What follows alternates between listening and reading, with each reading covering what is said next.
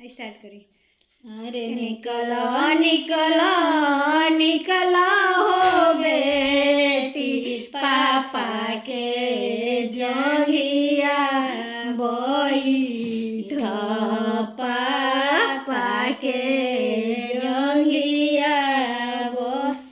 अरे पापा जोगिया इठलू हो बेटिया माँ के मुहावा लुआ माँ के मुहावा तकल के करा तो वलदे हो पापा हुना धोतिया भिजले थे हुना धोतिया के करा रो वलदे हो पापा जिसा गंगा के